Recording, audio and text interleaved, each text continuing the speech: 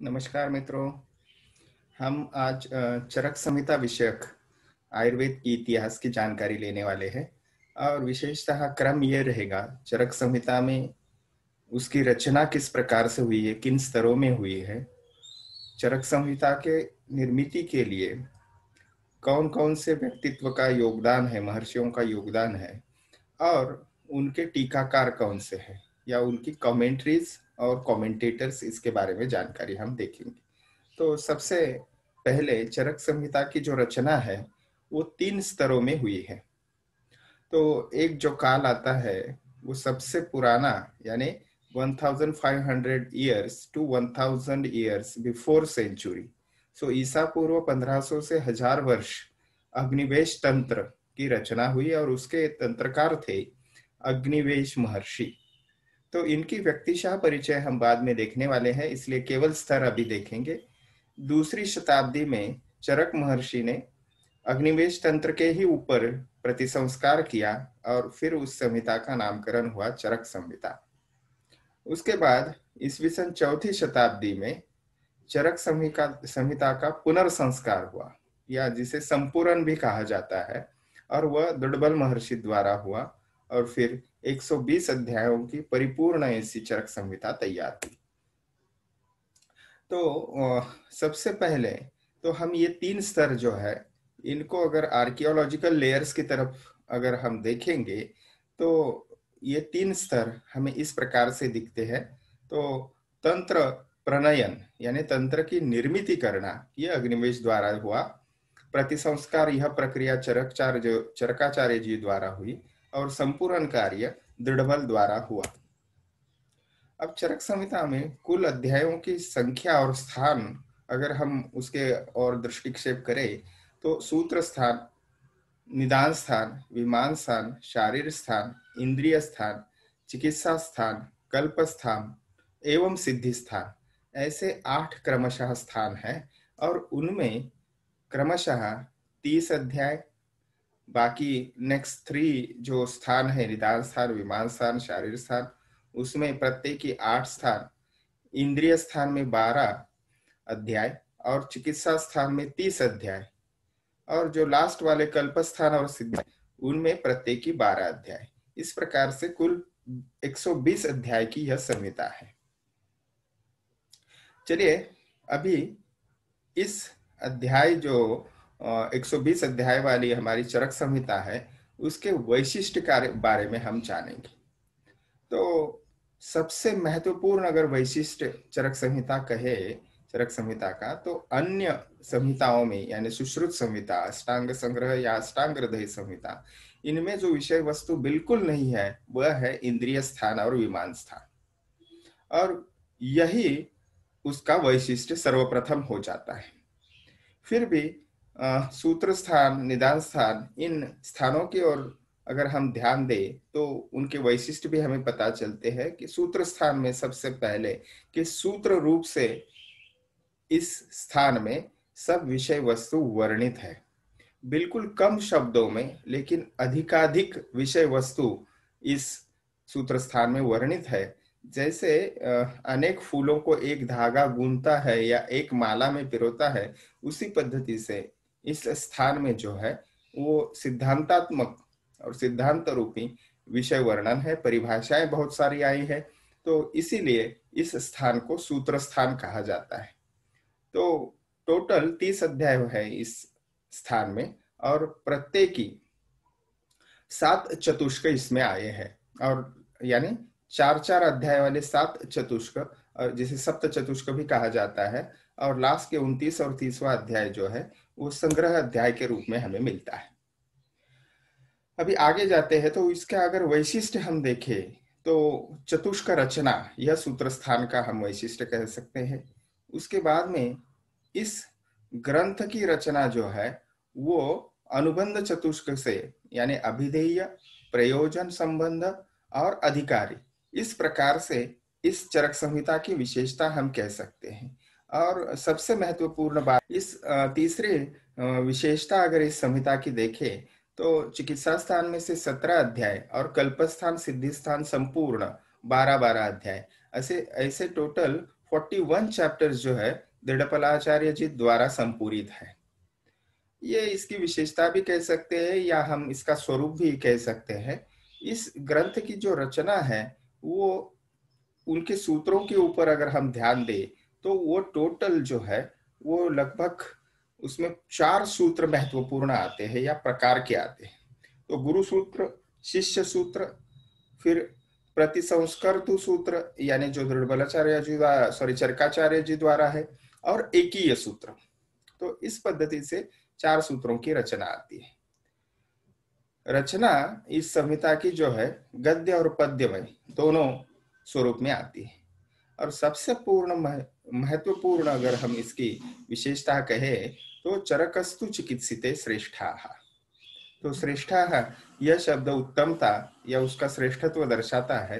तो चिकित्सा अगर आपको सीखनी है तो चरक संहिता से सीखनी चाहिए। एक प्रसिद्ध श्लोक हमें मिलता है, निदाने तु माधवाई इत्यादि प्रकार से। अभी इस संहिता के विषय में या संहिता से निगडित जो व्यक्तित्व है उनमें सबसे पहले आते हैं भारद्वाज महर्षि। क्योंकि चरक संहिता में ही अगर हम आयुर्वेद अवतरण देखें तो उसमें भरद्वाज महर्षि जो है वो इंद्र जी के पास या इंद्र देवता के पास, जो देवताओं के राजा है, उनके पास गए थे और उन्होंने आयुर्वेद दैवी परंपरा से लौकिक परंपरा में लाने का महत्वपूर्ण काम सबसे पहले किया था। तो अत्रेय संप्रदाय का ये मत है कि भरद्वाज महर्षि इंद्र देवता के पास गए थे और वहां से उन्होंने आयुर्वेद सीख के आए थे और फिर पृथ्वी के ऊपर उन्होंने अपने शिष्यों में वह प्रवाहित किया, अत्रेय इत्यादि ऋषिवर को वो प्रदान किया। तो अत्रेय संप्रदाय के ये सबसे पहले महर्षि है हमने देखा। तो जैसे ही भरद्वाज जी ने इंद्र देवता से आयुर्वेद का अध्ययन किया या आयुर्वेद सीखा, हम कह सकते हैं आयुर्वेद का ग्रहण किया, तो फिर वह अत्रेय पुनर्वसु को उन्होंने प्रदान किया। इनके भरद्वाज के परिवार के बारे में देखें तो अंगिरस वह कुटुंब के या उस फैमिली से वह बिलोंग करते थे, अंगिरस महर्षि के। और उनके पिता का नाम था बृहस्पति, माता का नाम था ममता, और फिर दीर्घजीवी और तपस्वी, इस पद्धति से उनका वैशिष्ट्य बताया जाता है। देखिए, ऐसे कहा जाता है कि इंद्र जो देवताओं के राजा थे, उन्होंने दीर्घायु के लिए जो योग रहता है, रसायन प्रयोग जिसे आयुर्वेद में कहा जाता है, वह भरद्वाज महर्षि को प्रदान किया था। अब भारद्वाज इस नाम से अगर हम साहित्य में या वाङ्मय में देखें तो कुमार शिरा भरद्वाज या फिर बृहस्पत्य भरद्वाज, फिर वाशकाली भरद्वाज, इस पद्धति से हमें भारतीय इतिहास में भिन्न भिन्न नाम आते हैं। तो उससे पहले इन तीनों में से कुमार शिरा भरद्वाज अगर हम देखें तो इनका उल्लेख हमें मिलता है विशेषतः जो क्षेत्ररथ वन था वहाँ हिमालय हिमवत पार्श्व, वहाँ पे जो ऋषियों की संभाषा परिषद हुई थी, तो उनमें कुमार शिरा भरद्वाज जी ने सहभाग लिया था। आगे हमें बृहस्पत्य भरद्वाज, तो ये आयुर्वेद के उपदेष्टा के रूप में हमें मिलते हैं। आगे है वाशकाली भरद्वाज, ये वाशकल ऋषि के पुत्र थे। आगे जो प्रसिद्ध पुनर्वसु, अत्रेय और अग्निवेश, इनके संवाद स्वरूप हमें चरक संहिता प्राप्त होती है। तो डायरेक्टली इसका हम कह सकते हैं कि अग्निवेश जी के श्रेष्ठ गुरु अत्रेय महर्षि, उनके बारे में हम जानकारी देखें तो इनको पुनर्वसु अत्रेय कहा जाता है। पुनर्वसु ये विशेषण है, तो अत्रि के पुत्र होने की वजह से इनको अत्रेय कहा जाता है या अत्रि पुत्र, अत्रि सुनो, ऐसे कहा जाता है। तो इनको अत्रेय संप्रदाय या काय चिकित्सा संप्रदाय का पायोनियर माना जाता है।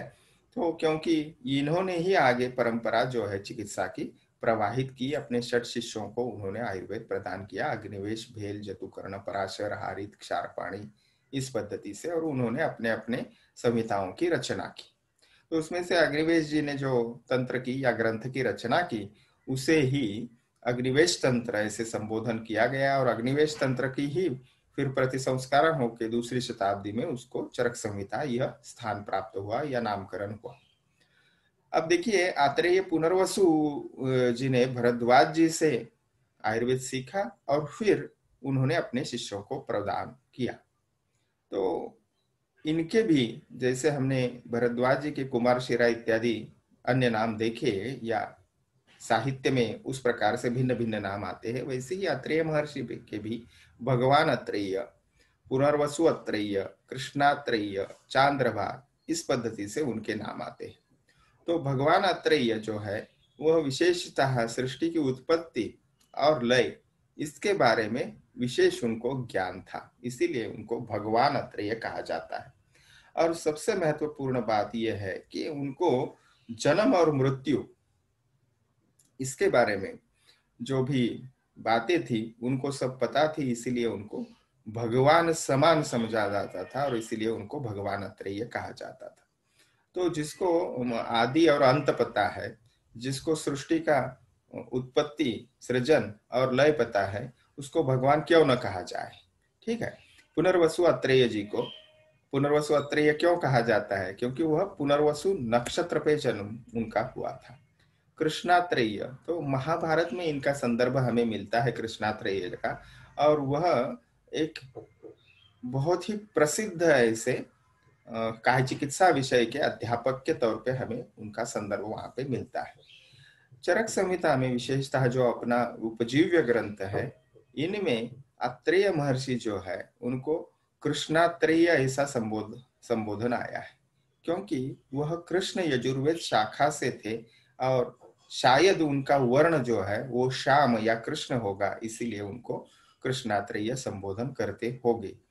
तो देखिए, इतिहास में जो है वो कयास इस पद्धति से लॉजिकल जो है तर्क लगाए जाते हैं। चांद्रभाग उनको क्यों कहा जाता था? क्योंकि उनके मदर का या माता जी का नाम था चांद्रभागी, तो इसलिए उनको चांद्रभाग कहा जाता था। या दूसरा एक संदर्भ दिया जाता है कि उनका निवास स्थान जो रहेगा वो चंद्रभागा नदी के किनारे होगा। इस प्रकार से भगवान अत्रेय, पुनर्वसु अत्रेय, कृष्णात्रेय या चांद्रभाग, ये जो नाम है वह एक ही व्यक्ति के है, ऐसा हमें पर्याप्त उससे जानकारी मिलती है। और वह थे काय चिकित्सा प्रधान संप्रदाय यानी अत्रेय संप्रदाय या काय चिकित्सा विषयक आयुर्वेद शास्त्र के वह गुरु थे या प्रवर्तक थे। ठीक है।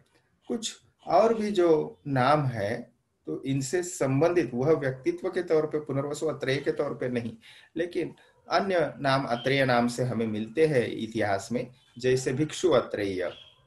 देन भिक्षु अत्रेय के बाद और हम कुछ चीजें करें। भिक्षु अत्रेय ये विशेषता बौद्ध वाङ्मय में हमें संदर्भ दिखता है, और यह विशेषता जीवक महर्षि जो थे उनके साथ उन्होंने तक्षशिला में अध्ययन किया था, काम किया था, इस स्वरूप में दिखते हैं।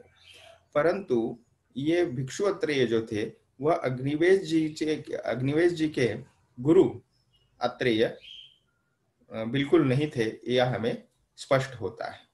आगे जाते हैं, भिक्षु अत्रेय और पुनर्वसु अत्रेय ये जो थे उनमें समानता बिल्कुल नहीं थी, यह हमें स्पष्ट दिखाई देता है इतिहास में।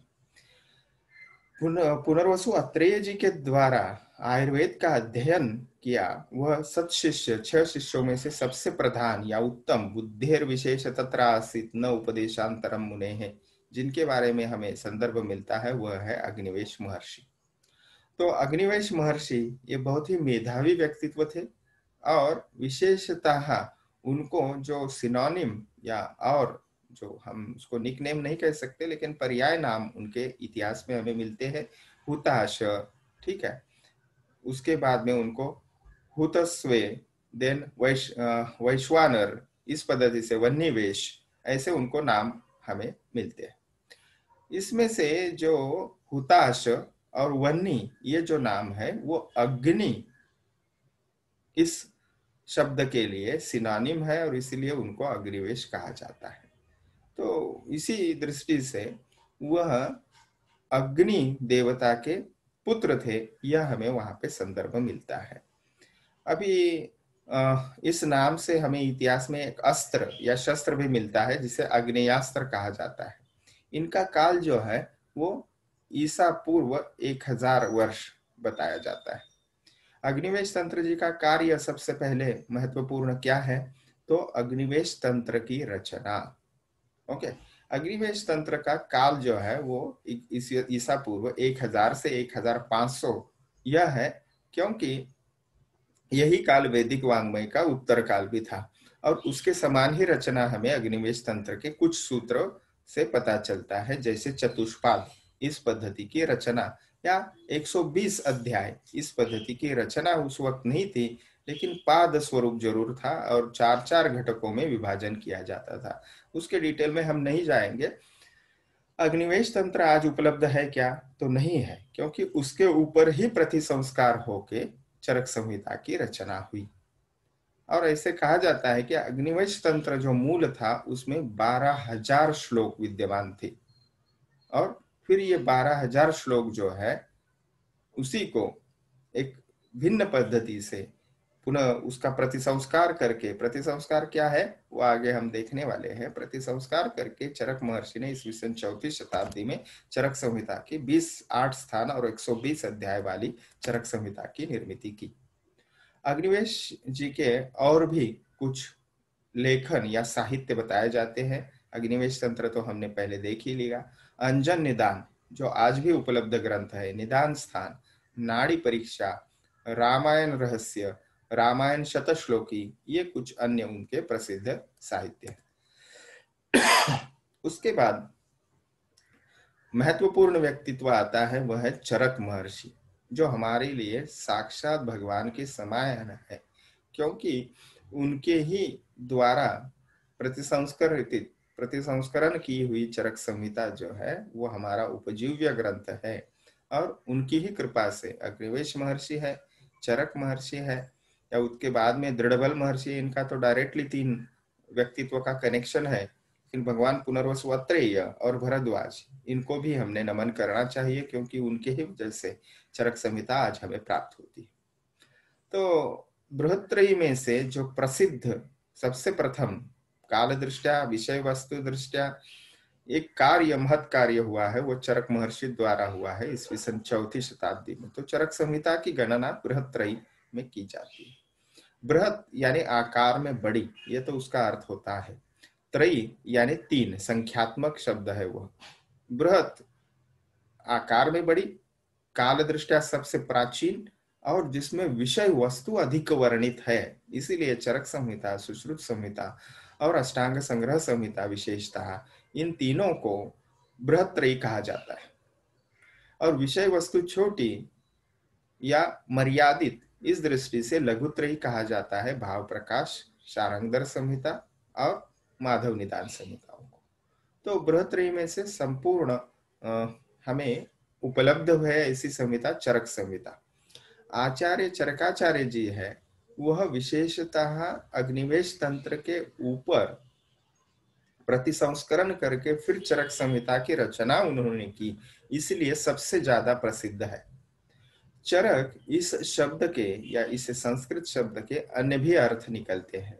चरक किस व्यक्तित्व को कहते थे उस समय, तो ऐसे चिकित्सक जो सदैव भ्रमण करके और जो भी चिकित्सा के लिए योग्य है ऐसे व्यक्तियों की चिकित्सा करते हुए, रोग साम्राज्य दूर करते हुए भटकते रहते थे और वह उनको जिनकी चिकित्सा करते थे उनके द्वारा जो भी प्राप्त होता था उसके ऊपर ही अपना उदर निर्वाह करते थे।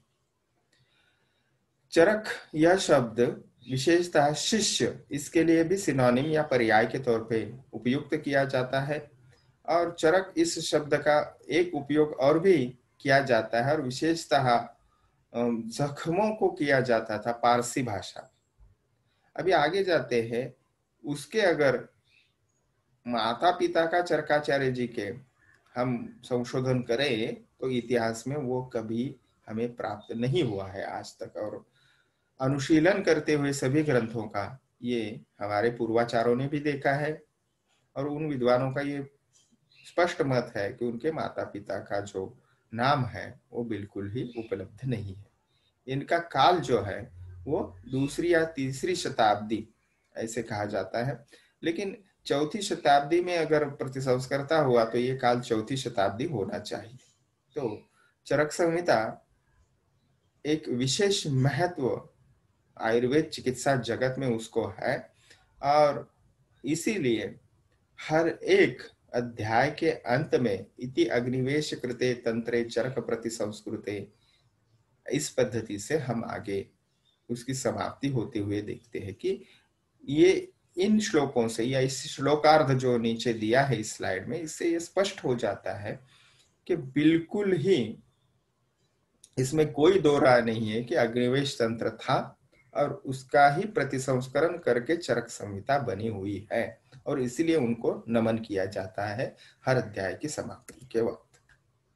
और दृढ़बलाचार्य वो सॉरी मेरा थोड़ा ये काल के बारे में मैं आपको बताऊं, दूसरी और तीसरी शताब्दी यह उनका काल होगा, और दूसरी शताब्दी में ही चरक का प्रतिसंस्कार हुआ था। चौथा शताब्दी में दृढ़बलाचार्य जी ने संपूर्ण कार्य किया था। तो दृढ़बल महर्षि जो है उनका भी कार्य जो है वो संहिता परिपर संपूर्ण की दृष्टि से सर्वथा महत्वपूर्ण है। दृढ़बल महर्षि कौन थे? तो वह संपूर्ण करता है चरक संहिता के, इसीलिए आयुर्वेद के लिए वो पूजनीय है और गुरुतुल्य है। इति अग्निवेश कृते तंत्रे चरक प्रति संस्कृते अप्राप्ते दृढ़बल संपूरिते। तो दृढ़बलाचार्य जी ने 41 चैप्टर्स टोटल जो है उनका संपूर्ण किया। चिकित्सा स्थान के लास्ट 17 चैप्टर्स, संपूर्ण कल्प स्थान और संपूर्ण सिद्धि स्थान प्रत्येकी 12 अध्याय, तो 17 प्लस 12 प्लस 12 41। तो ये 41 चैप्टर्स जो थे उन्होंने संपूर्ण का कार्य किया। उनके पिताजी थे तो उनका नाम कपिल बल, उनका स्थान निवास स्थान कश्मीर में पंचनदपुर नामक निवास स्थान था उनका। और पंचनदपुर, इसका अर्थ पंचनद का अर्थ होता है नद, जो बड़ी बड़ी रिवर्स को कहा जाता है, महानदी। तो 5 नदियां जहां इकट्ठा होती है उस स्थान को पंचनदपुर कहते थे। आज पंजनौर नामक गांव है, लगभग वह 7 मैल श्रीनगर की उत्तर दिशा में है, और उस वक्त वो कश्मीर की राजधानी हुआ करती थी ऐसे कहा जाता है, और यही स्थान शायद पंचनदपुर होगा। वह शिव भक्त थे, यह भी हमें उनके अध्यायों का अनुशीलन करते हुए पता चलता है। काल चौथी शताब्दी।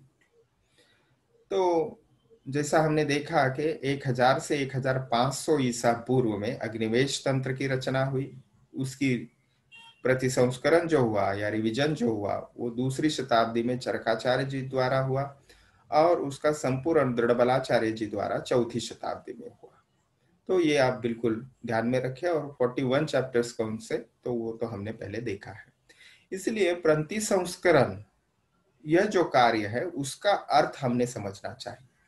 दृढ़बलाचार्य जी खुद कहते हैं कि भगवान शेष के आशीर्वाद द्वारा मैंने ये इन अध्यायों को स्मरण किया है, लिखा है।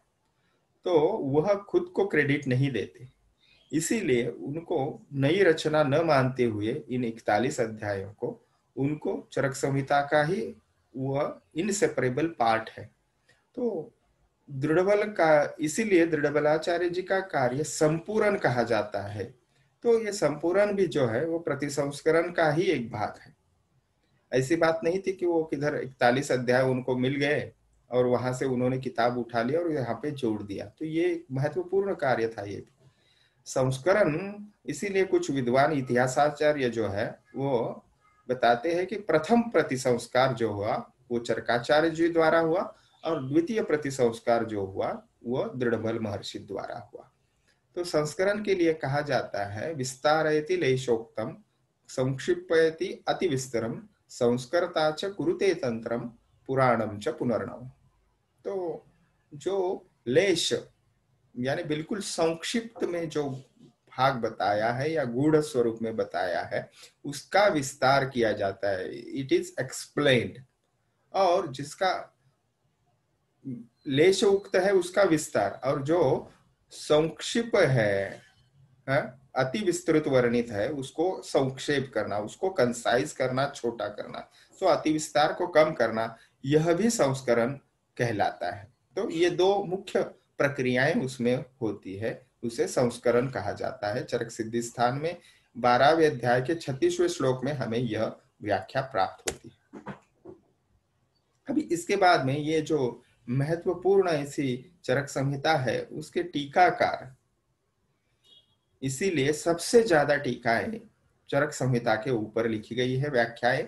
जैसे भट्टार हरिश्चंद्र द्वारा चरकन्यास, जज्जेट महर्षि द्वारा निरंतर पद व्याख्या 6ठी शताब्दी में, चक्रपाणी दत्त द्वारा आयुर्वेद दीपिका 11वीं शताब्दी में, गंगाधर राय द्वारा जल्पकल्पतरु यह नामक व्याख्या 19वीं शताब्दी में, योगींद्रनाथ सेन द्वारा चरकोपस्कार 20वीं शताब्दी में, डल्हनाचार्य द्वारा इनकी सुश्रुत संहिता के ऊपर भी टीका है, तो वह टीका, और वह इस नाम से है निबंध संग्रह। फिर गयदास द्वारा न्याय चंद्रिका, हारान चंद्र द्वारा सुश्रुतार्थ संदीपनी। तो इनमें से जो प्रधान टीका और टीकाएं हैं, उनकी हम व्यक्तित्व का परिचय देखने का प्रयास करेंगे। तो भट्टार हरिश्चंद्र जी की चरकन्यास, जज्जट जी की निरंतर पद व्याख्या, क्योंकि ये सबसे पुरानी टीकाओं में से आता है, सबसे ज्यादा, और वह पूर्णता उपलब्ध नहीं है। चक्रपाणी दत्त जी द्वारा जो आयुर्वेद दीपिका टीका नामक, आयुर्वेद दीपिका नाम है उसका, वो 11वीं शताब्दी में लिखी सबसे प्रसिद्ध और फॉलो की जाने वाली टीका या व्याख्या है, कमेंट्री है। गंगाधर राय द्वारा जल्पकल्पतरु और योगींद्रनाथ सेन द्वारा चरकोपस्कार। तो इन टीकाकारों की हम व्यक्तित्व का परिचय देखेंगे। तो सबसे पहले भट्टार हरिश्चंद्र। तो भट्टार हरिश्चंद्र जी की सबसे पुरानी टीका है, इसलिए इनका महत्व सबसे ज्यादा है। तो कांकायन गोत्रीय ईशान चंद्र नामक जो विद्वान थे, उनके पुत्र थे हरिश्चंद्र, और ये हरिश्चंद्र जो थे वो साहसांक नृपति यानी राजा द्वितीय चंद्रगुप्त जी के राजवैद्य थे। और इन्होंने, भट्टार हरिश्चंद्र जी ने जो है, उन्होंने 6ठी शताब्दी में चरक संहिता के ऊपर चरकन्यास टीका या व्याख्या लिखी। तो टीका और व्याख्याओं का महत्व अपना है। गुरु की भांति उस श्लोकों को या उस लाइंस में, संस्कृत लाइंस में क्या अर्थ सार गर्भित है, उनको वह संयुक्तिक योजना करके बताते हैं, कार्य कारण मीमांसा के साथ। तो साहसांक राजा या विक्रमादित्य राजा जो थे, उनके राजवैद्य उज्जैन शहर में निवास के लिए थे ये भट्टार हरिश्चंद्र जी। और इस टीका के प्रारंभ में ही सूर्य देवता को वंदना मिलती है। इससे हमें यह ज्ञात होता है कि भट्टार हरिश्चंद्र जी जो थे वह सूर्य पूजक या सूर्य उपासक थे। ठीक है। बाण भट्ट जो अपने संस्कृत साहित्य के लिए प्रसिद्ध है, उन्होंने भट्टार हरिश्चंद्र जी की, इस कवि ने प्रशस्ति की है। इससे यह ज्ञात होता है कि इनका काल 6ठी शताब्दी होगा। जो आयुर्वेद शास्त्र या वैद्यक शास्त्र है, उसके लेखन के अलावा इन्होंने अन्य भी विषय में गद्य और पद्य लेखन किए हैं। खरनाथ संहिता नामक जो आयुर्वेद का ग्रंथ है, उसका भी प्रतिसंस्कार भट्टार हरिश्चंद्र जी ने किया है। सद्या यानी सद्य स्थिति में ये हरिश्चंद्र जी की जो चरकन्यास टीका है, वो केवल प्रथम सूत्र स्थान के 3 अध्यायों पर ही उपलब्ध है।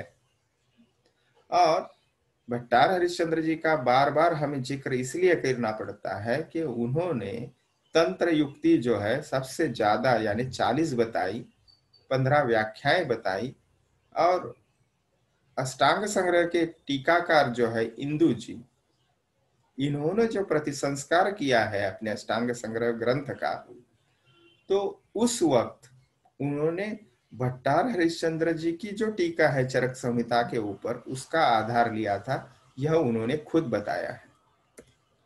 तो भट्टार हरिश्चंद्र जी की हमें यह जानकारी मिलती है इतिहास के दृष्टि से। वो 4थी शताब्दी के 6ठी शताब्दी तक, ये उनका काल हो सकता है। फिर उन्होंने उनका महत्वपूर्ण कार्य हमने देखा चरकन्यास टीका, which is the most old या एंशंट हम कह सकते हैं, और वो पूर्णतः अवेलेबल नहीं है। 1, 2, 3 और 5वां अध्याय सूत्र स्थान का इसी के ऊपर है, और वह विशेषतः लाहौर में जो ग्रंथालय है वहां पे उपलब्ध है केवल। अभी हमारे भारत में वो मद्रास गवर्नमेंट लाइब्रेरी में उपलब्ध है। विशेषतः हम केवल आयुर्वेद के ऊपर उनका लेखन नहीं देखते, अन्य विषयों पे भी देखते हैं। इससे हमें पता चलता है कि ये वैद्यक शास्त्र या आयुर्वेद शास्त्र के अलावा अन्य शास्त्रों में भी ये विद्वान थे। अभी देखिए, ये हर्षचरित नामक जो संस्कृत ग्रंथ है या लिखा लेखन है, उसमें उनको बना नामक जो विद्वान थे, संस्कृत विद्वान थे, उनके द्वारा उनकी प्रशंसा की गई है। इसके अलावा महेश्वर जो थे, उन्होंने भी भट्टार हरिश्चंद्र जी को जो है वह साहसांक राजा के राजवैद्य के तौर पे उनका उल्लेख किया है। और साहसांक राजा का जो काल था वह 5वीं शताब्दी था। हमने खरनाथ संहिता के ऊपर उन्होंने टीका लिखी है, ये भी हमने देखा है। और उसके ऊपर फिर बाद में अरुंधत्त और हेमाद्री, इन टीकाकारों के जो आयुर्वेद रसायन, इस यानी संक्षेप में कहा जाए तो अष्टांग हृदय के ऊपर जो टीकाएं हैं तब तक यह उपलब्ध थी, क्योंकि अरुंधत्त और हिमाद्री जी ने ये जो टीकाकार है उन्होंने उनका उल्लेख किया है। आगे जाते हैं, उन्होंने यहाँ पे 42 ऐसा नंबर आया, तो 40 ये कंफर्म है। और 36 तंत्र युक्तियां जो है वो दृढ़बलचार्य और चरक महर्षि यानी चरक संहिता में मिलती है, लेकिन इन्होंने 40 तंत्र युक्तियां कही है। तो ये उनका वैशिष्ट्य हम बता सकते हैं। उसके बाद में जज्जट, इनकी जो टीका है निरंतर पद व्याख्या चरक संहिता के ऊपर, वो काल दृष्टया द्वितीय स्थान की आती है। वो कैयट इन विद्वानों के, और विशेषतः ट ये जो शब्द बाद में आता है जे जट, तो इससे ये कश्मीर प्रांत के निवासी थे, ऐसा हम कह सकते हैं। तो निरंतर पद व्याख्या ये चरक संहिता के उनके टीका का नाम है। आगे अगर देखें तो भट्टार हरिश्चंद्र जी के बाद Jejjata become popular among commentator of Charaka Samhita, तो इनकी भी टीका बहुत प्रसिद्ध थी भट्टार हरिश्चंद्र जी के बाद। उन्होंने सुश्रुत संहिता और अष्टांग हृदय, इनके ऊपर भी जज्जट महर्षि ने टीका लिखी थी विद्वान जी, लेकिन ये उपलब्ध नहीं है। तो ये जो जज्जट महर्षि की कमेंट्री थी या व्याख्या थी, उनको हरिदत्त जो है उन्होंने मद्रास गवर्नमेंट ओरिएंटल लाइब्रेरी में उनका जो है हम कह सकते हैं पब्लिश या प्रकाशित की थी। अभी इस जज्जट टीका के मद्रास गवर्नमेंट ओरिएंटल लाइब्रेरी जो है उसमें कुछ अंश जो है वो हमें आज भी मिलते हैं। जैसे चिकित्सा स्थान के 5वें अध्याय के 71वां जो है वह कोटेशन, और 23rd चैप्टर के यानी 23वें अध्याय के चिकित्सा स्थान के 116th कोटेशन। तो बहुत ही कम अंश उपलब्ध है। कल्पस्थान के 1 से 5 अध्याय, और सिद्धिस्थान का दूसरा अध्याय, 7वां अध्याय और 32वां अध्याय। ठीक है।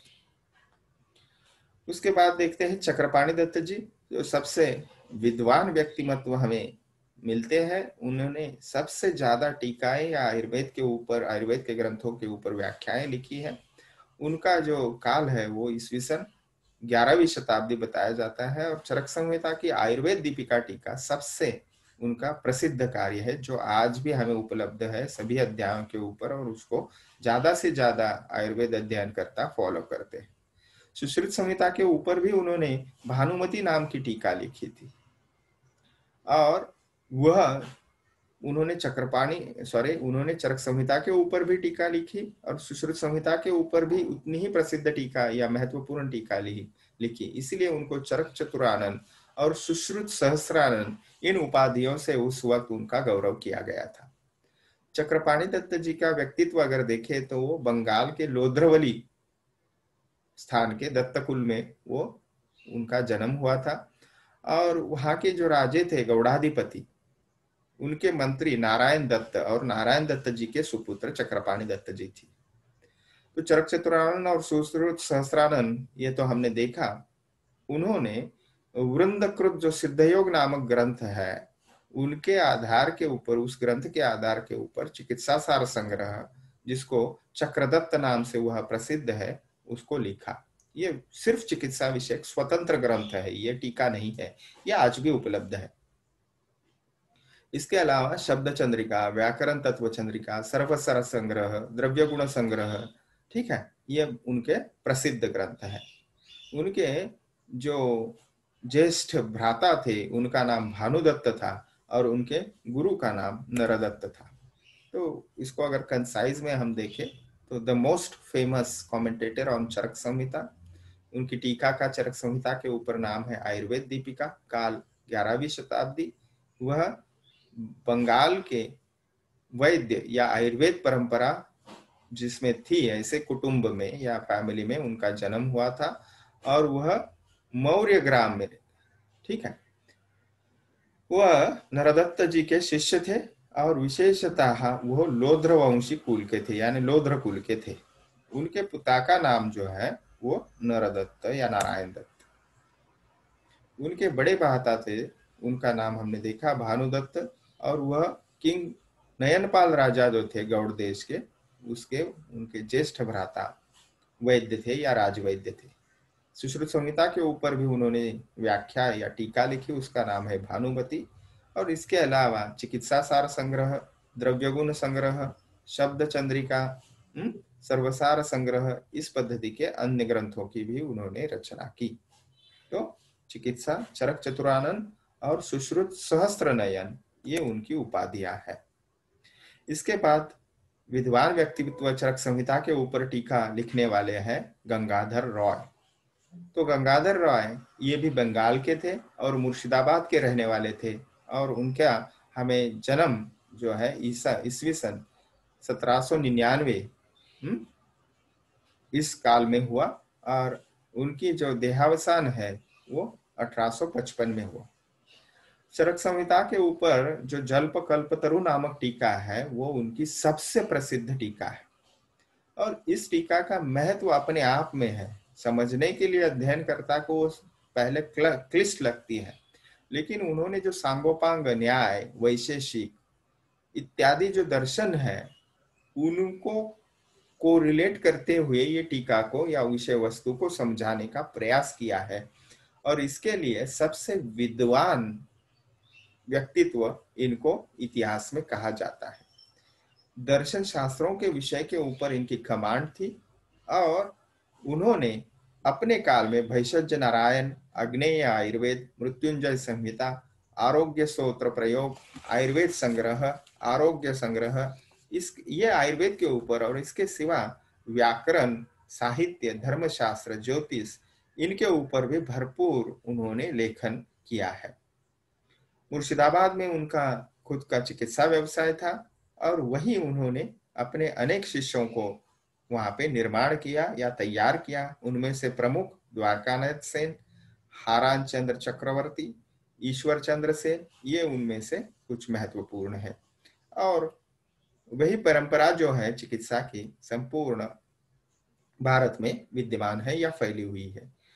गंगाधर राय का कंसाइज अगर हम उनके व्यक्तित्व के बारे में देखें तो काल 19वीं शताब्दी, उनके पिताजी का नाम भवानी प्रसाद राय बंगाल प्रांत के थे, और चरक संहिता के ऊपर उन्होंने जल्पकल्पतरु लिखा।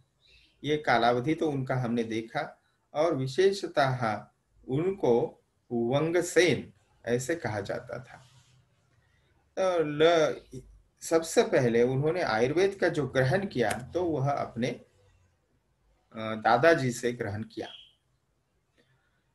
अभी उनके बारे में और थोड़े डिटेल अगर हम देखें तो 18वीं यानी 18वें साल की उम्र में उन्होंने आयुर्वेद का अध्ययन शुरू किया, और 3 साल में उन्होंने ये संपूर्ण आयुर्वेद जो है वो तात्विक और प्रात्यक्षिक दृष्टि से समझ लिया।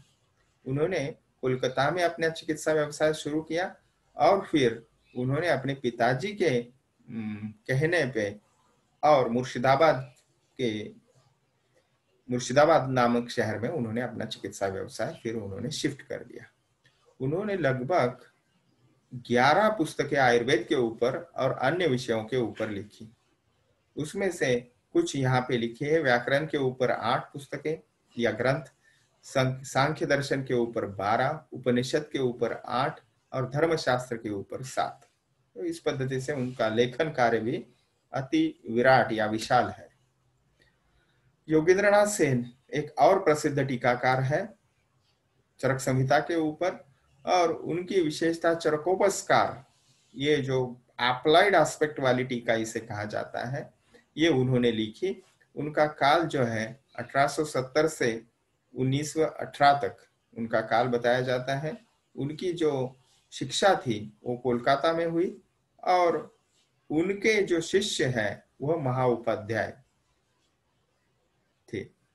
कविवर्य द्वारकानाथ सेन जो आयुर्वेद के प्रचंड विद्वान थे, उनके वो सुपुत्र थे, और उन्होंने अपने काल में आयुर्वेद के ऊपर अनेक ग्रंथों का लेखन किया।